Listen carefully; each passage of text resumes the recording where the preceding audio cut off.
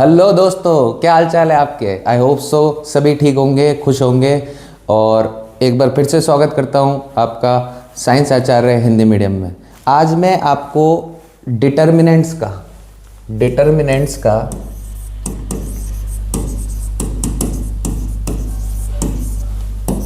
Last का एक question बताऊंगा जो बड़े क्वेश्चंस के अंदर आता है। बड़े क्वेश्चन में इसका नाम है system of linear equation with matrix method. Matrix method की सहायता से सिस्टम ऑफ लीनियर इक्वेशन को किस तरह से सॉल्व किया जाता है वो मैं आपको बताऊंगा। क्वेश्चन मैंने आपके सामने लिख दिया है।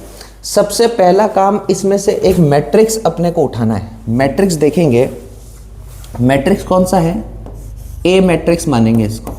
ए मैट्रिक्स उठाना है। वो मैट्रिक्स कैसे बनाया जाएगा, इसमें x, y, z तीन वेरिएबल आपको दिखाई दे रहे हैं, तो इन तीनों के कोफिशिएंट अपन एज इट इज इसके अंदर कॉपी कर देंगे। फॉर एग्जांपल x का कोफिशिएंट 1, इस y का कोफिशिएंट का मतलब गुणांक होता है हिंदी में, ये z का कोफिशिएंट 2, ये x का कोफिशिएंट 3, y का कोफिशिएंट 4, z का कोफिशिएंट -5, x का कोफिशिएंट यहाँ पे 2, y का -1 एंड z का 3। एक अपन इसमें मैट्रिक्स लेते हैं वेरिएबल का मैट्रिक्स। कौन सा, वेरिएबल का। वेरिएबल यानी चर राशि का, यानी कि वेरिएबल का मैट्रिक्स कैसे लेंगे। ये पूरा एक कॉलम के अंदर, ये पूरा कॉलम है, दिख रहा है आपको ये कॉलम। इस कॉलम के अंदर जो x आ रहा है उसको केवल एक रो में लिख देंगे। पूरे सेकंड वाले कॉलम में जो y आ रहा है इसको लिख देंगे हम किस में, सेकंड रो में। और पूरा कॉलम 3 में जो आ रहा है इसको थर्ड में लिख देंगे, थर्ड रो में। तो ये हमारे पास वेरिएबल का एक मैट्रिक्स बन चुका है। तीसरा जो मैट्रिक्स बनेगा उसको बोलते हैं बी मैट्रिक्स। वो जो बी मैट्रिक्स होगा वो कांस्टेंट टर्म, यानी कि इधर लास्ट वाली जो टर्म लिखी है इनका एक मैट्रिक्स बनेगा, ये मैट्रिक्स बनेगा। अब एक्चुअली में ये तीन मैट्रिक्स अपन ने किस सिस्टम में से निकाले, इस सिस्टम में से बाहर निकाले। अब इस सिस्टम में से बाहर निकाले तो जैसे ही सिस्टम में मैं वापस पुट करूंगा, सिस्टम में मैं अगर वापस पुट करूंगा तो आपको कैसा दिखाई देगा, ध्यान लगाना। ए एक्स इक्वल टू बी। आप a को x से मल्टीप्लाई करके, इसको इससे मल्टीप्लाई करके इक्वल टू में b रखोगे तो ये सिस्टम आपको पूरी तरह से मिल जाएगा। आपको यकीन नहीं है तो चेक करके देख लो। इसको इससे मल्टीप्लाई करने का मेथड सभी को आता है। First row first column 1 into x, x ये रहा, -1 इंटू वाई, -y ये रहा, 2z ये रहा, इक्वल टू में क्या रखूंगा, b का पहला नंबर कौन सा, 7 ये रहा। फिर second row first column, third row first column, ये सभी मैट्रिक्स ये सिस्टम देंगे। ये जो मैट्रिक्स ऐसे लिखा हुआ है ना, ये पूरा ये सिस्टम देगा। क्योंकि इसको इसी के, इन तीनों को इसी के अंदर से निकाला गया है, तो वापस अगर पुट करेंगे तो सिस्टम बनेगा कि नहीं बनेगा, सही बात है। तो यहाँ पे x अकेला छोड़ दो आप, x को मैंने छोड़ा अकेला, ये मल्टीप्लाई से डिवाइड में गया, मल्टीप्लाई से डिवाइड में गया तो b बाय a की तरह दिखाई देगा ऐसे करके, ठीक है। वैसे मैट्रिक्स में ये चीज करने की इजाज़त नहीं होती, लेकिन सिंपल तरीका सिखाने का यही है, क्योंकि लिखा हुआ देखेगा एग्जाम में वो। तो ये b, a inverse b, inverse बना लिया हमने, a इनवर्स b। अब हमारे पास x को, यहाँ पे इस सिस्टम को सॉल्व करने का मतलब क्या होता है, x y z की वैल्यू निकालना। x y z की वैल्यू निकालने का मतलब क्या होता है, x y z यानी x की वैल्यू निकालना। x की वैल्यू कैसे निकलेगी, a इनवर्स b से निकलेगी। अब मुद्दा ये है कि a इनवर्स क्या होता है, तो a इनवर्स हम जानते हैं कि a inverse equal to 1 upon determinant a into adjoint of a होता है, ये होता है, ठीक है।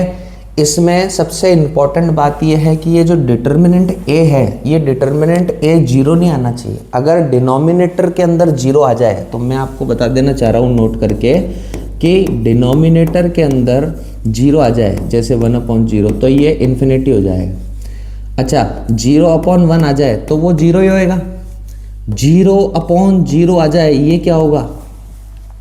ये है काम का सवाल। देखो एक बहुत ही बेहतरीन व्यक्ति हमारी सदी में मिले हमारे को, जिनका नाम है रामानुजन। उन्होंने अपने मास्टर साहब से एक सवाल पूछा कि उनके मार साहब उनको बता रहे थे कि किसी भी संख्या में उसी संख्या का भाग देने पे, डिवाइड करने पे क्या आता है? 1 आता है। तो उनका सवाल था कि सर 0 में 0 का भाग देने पे क्या आएगा? अब 0 का टेबल बोलूँ या 0 1 जा 0 बोलूँ, 0 2 जा 0 बोलूँ या 0 3 जा 0 बोलूँ क्या? मार साहब को समझ में नहीं आया। मार साहब ने बोला चुपचाप बैठा रहे। ठीक है, तब से ये सवाल ही बन के रह गया और इसको बोल दिया, किसी को पता नहीं है इसके बारे में, तो इसको बोल दिया इनडेटरमिनेंट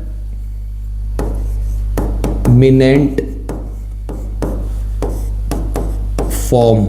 कौन सी फॉर्म है? Indeterminate form. इनडिटर्मिनेंट फॉर्म हो गई है 0/0। आज तक किसी को मालूम नहीं है क्या होता है।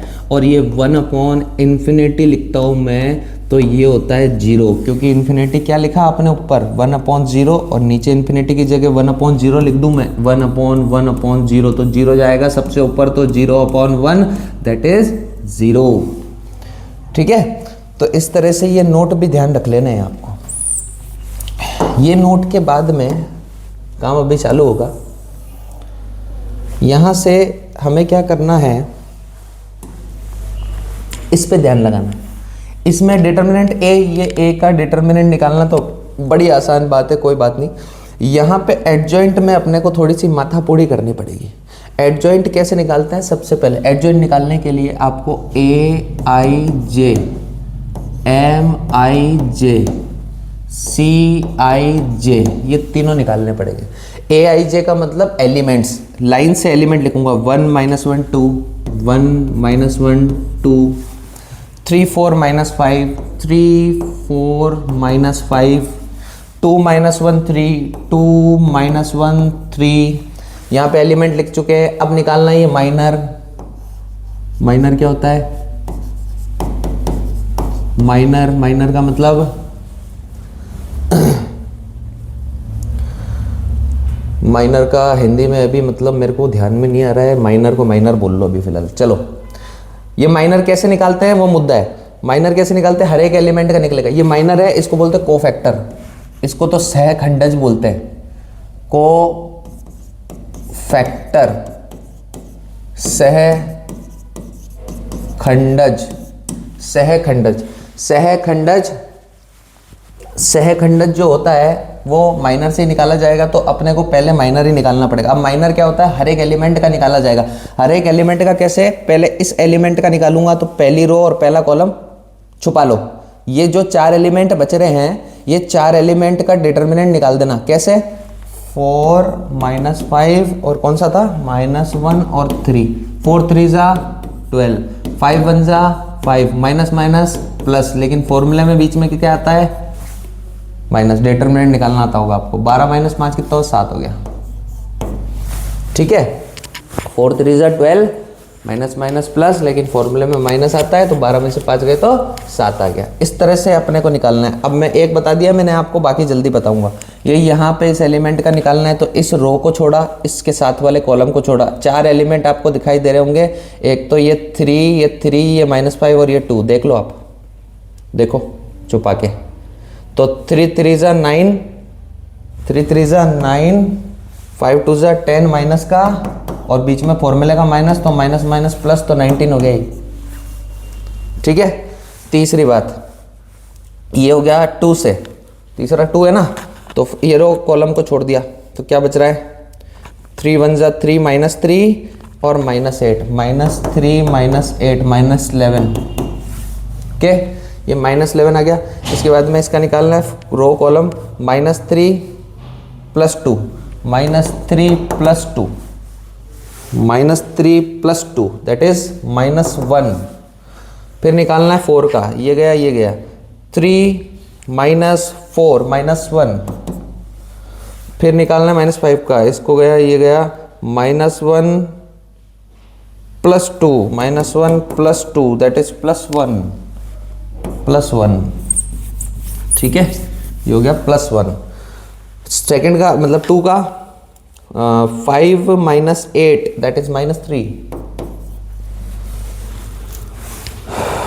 ये गया -5 - 6, -5 - 6 -11, 4 + 3 7, ये आ गया। ये माइनर में तकलीफ आई थी, कोफैक्टर में नहीं आएगी। कोफैक्टर में क्या करना है, ये लाइन ऐसी की ऐसी लग देनी है। देखो 7 19 -11 -1 -1 +1 -3 -11 और ये 7, ध्यान लगाना। अब इसमें क्या है, एक छोड़ के एक प्लस माइनस लगाते जाएंगे। देखो पहला plus minus plus minus plus minus plus minus plus, ठीक है। अब इसके आगे तो केवल प्लस ही है, कोई दिक्कत नहीं। इसके आगे केवल माइनस ही है तो माइनस लगा दो। इसके आगे प्लस माइनस माइनस होता है, माइनस माइनस प्लस होता है, +1 हो गई। माइनस प्लस माइनस होता है, माइनस केवल अकेला है, माइनस लगा दो। माइनस प्लस माइनस होता है, माइनस माइनस प्लस होता है, +7। ये कोफैक्टर निकल गया। अब ये कोफैक्टर के बाद अपने को जैसे ये CIJ कोफैक्टर होता है। कोफैक्टर का अपने को एक मैट्रिक्स बनाना है, प्रीवियस वापस देता हूँ। 7 - 19 - 11 1, 7 19 7 - 19 - 11 1, 7 - 19 - 11 1, -1 -1 -3 11, -1 -1 -3 11, -1 -1 -3 11, -1 -1 -3 11 7, 1 ये 7, ये कोफैक्टर हो गया।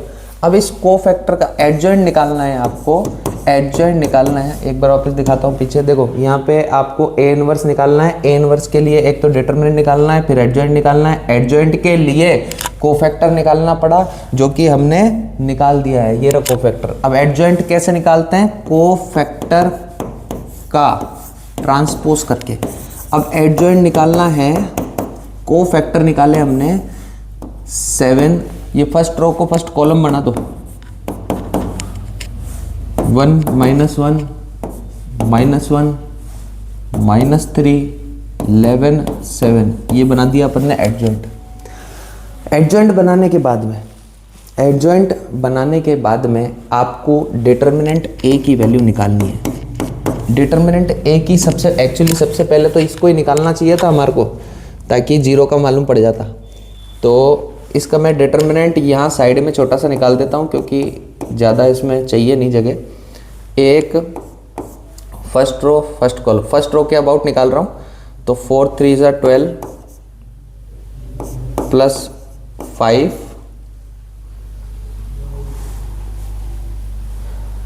3 12 -5 आएगा ना, -5 आएगा, -5 -+1। ये देखो इस पोजीशन पे माइनस आता है, तो ऑलरेडी इसके पास माइनस है, तो माइनस माइनस प्लस हो जाएगा यहाँ पे। ये रो ये कॉलम, 3 3 9 5 2 10, माइनस का माइनस माइनस प्लस। तीसरी बात है 2 की, ये 2 -3 -8, तो 12 -5 7 हो गया, और ये 19 हो गया, और ये 8 9 10 11 11 2 22 -22 हो गया। 19 और 7 26 -22 दैट इज 4। ये डिटरमिनेंट 4 हो गया, which is not equals to 0, यानी सिस्टम आएगा अपने पास यूनिक वाला। अब देखो कितना आ गया, 4 ही आया था ना, 4 आ गया। अब अपने को निकालनी है वैल्यू, अपने को निकालनी है यहाँ से x की वैल्यू। x क्या होता था, A inverse B। A inverse निकालना है तो A inverse equal to 1 determinant A into adjoint A, वापस लिख दिया है मैंने। डिटर्मिनेंट A की वैल्यू क्या है, 4 है, और इनकी वैल्यू क्या है यहाँ पे एडजॉइंट की 7, 1 माइनस का 3 माइनस का 19 माइनस का 1, 1 11 माइनस 11 माइनस 1 7। ठीक है, इसमें हम क्या करेंगे, एक्चुअली में ए इनवर्स है, ए इनवर्स हमने निकाल दिया है। ए इनवर्स के बाद में बी से मल्टीप्लाई करना है तो एक्स की वैल्यू आ जाएगी A inverse B. A inverse की वैल्यू मैं लिख देता हूँ पहले ही, 7 1 minus 3 minus 19 minus 1 11 minus 11 minus 1 और 7। और बी जो था हमारे पास, बी हम प्रीवियस स्लाइड में देखेंगे, 7 माइनस 5 12, 7 माइनस 5 और ये 12।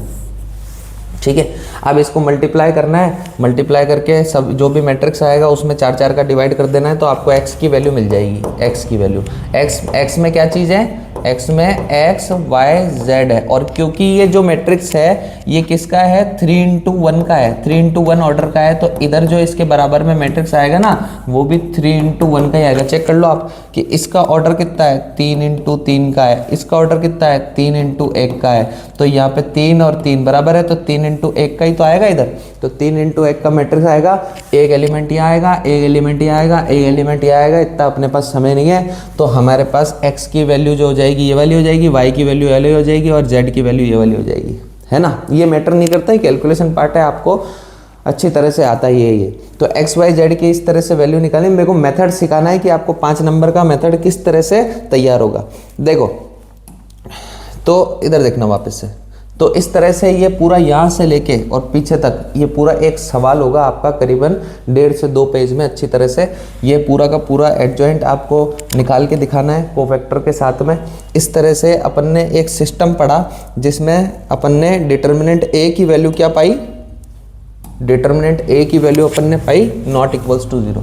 अब देखना डिटर्मिनेंट ए के बारे में क्या लिख रहा हूँ मैं, डिटर्मिनेंट ए के बारे में क्या लिख रहा हूँ, ये डिटर्मिनेंट ए है। अब डिटर्मिनेंट ए के बारे में हमने लिखा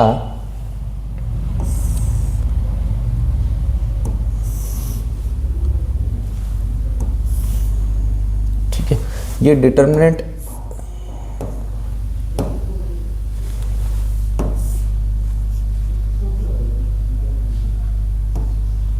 अच्छी तरह से बनाएंगे तभी अच्छी तरह से समझ में आएगा। डिटर्मिनेंट ए 0 नहीं हो रहा है और डिटर्मिनेंट ए 0 हो रहा है। मान लिया डिटर्मिनेंट ए की वैल्यू 0 नहीं है, जैसे अभी पिछले क्वेश्चन में आई थी डिटर्मिनेंट की ए की वैल्यू 0 नहीं है, तो सिस्टम बोल दूंगा मैं, सिस्टम इज, सिस्टम नहीं यूनिक सॉल्यूशन लिखो पहले, यूनिक सॉल्यूशन। यूनिक सॉल्यूशन का मतलब होता है अद्वितीय हल। और ऐसे सिस्टम को कहा जाता है कंसिस्टेंट सिस्टम। ठीक है, दूसरी बात यहाँ पे आती है डिटर्मिनेंट ए की वैल्यू 0 आ जाए। डिटर्मिनेंट ए की वैल्यू 0 आ जाए तो अपने को थोड़ी सी मुश्किल का सामना करना पड़ सकता है कि यहाँ पे 2 चीज़ें निकालनी पड़ जाएगी। ठीक है, यहाँ पे सबसे पहले तो आपको निकालना है एडजॉइंट ए इंटू बी। ठीक है, we have to find adjoint A into B. अब ये एडजॉइंट ए इंटू बी जो है या तो 0 नहीं आएगा और या तो एडजॉइंट ए इंटू बी 0 आ जाए। 0 नहीं आएगा अगर तो इसका आएगा नो सॉल्यूशन। नो सॉल्यूशन का मतलब कोई हल नहीं, और इस सिस्टम को हम कहते हैं इनकंसिस्टेंट सिस्टम। ठीक है, यहाँ पे अगर एडजॉइंट ए इंटू बी क्या आ जाए, 0, तो इसको बोलते हैं infinite many solutions. Infinite many solution यानी अनंत हल। और ऐसे सिस्टम को कहते हैं कंसिस्टेंट सिस्टम।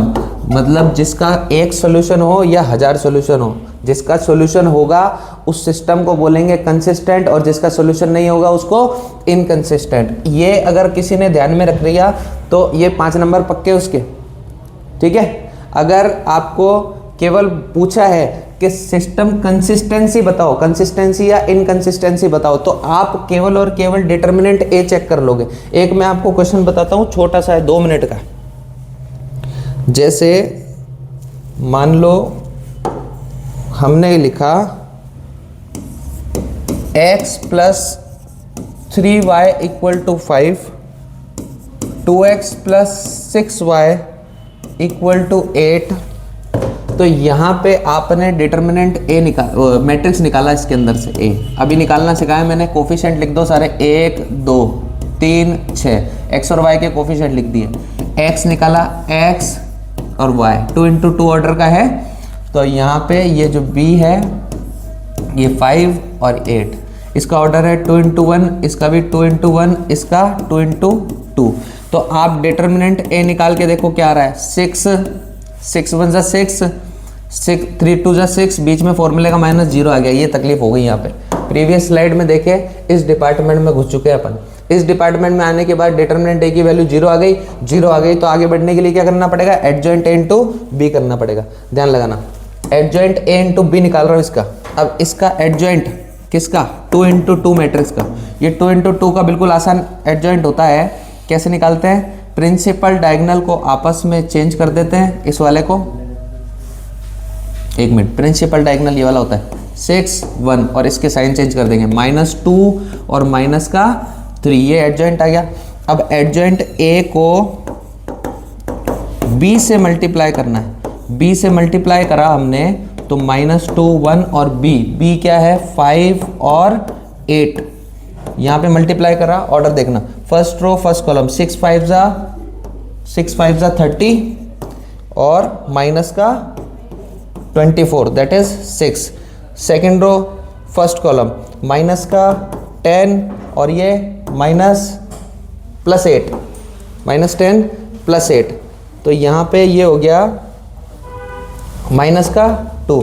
अब ये जो एडजॉइंट ए इंटू बी आ रहा है ये 0 के बराबर नहीं आ रहा, तो पहले वाली स्लाइड में देखेंगे आप 0 के बराबर नहीं आ रहा, तो इसका कोई सॉल्यूशन नहीं है। कोई सॉल्यूशन यानी no solution, there is no solution. और सिस्टम पूछे आपको तो कैसा सिस्टम है,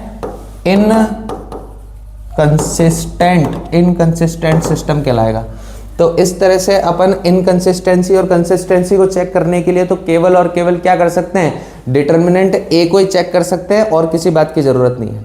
ठीक है, तो 5 नंबर जिसने ये कर लिए वो 5 नंबर पक्के हैं। इसी के साथ आज का लेक्चर समाप्त करता हूँ। जय हिंद।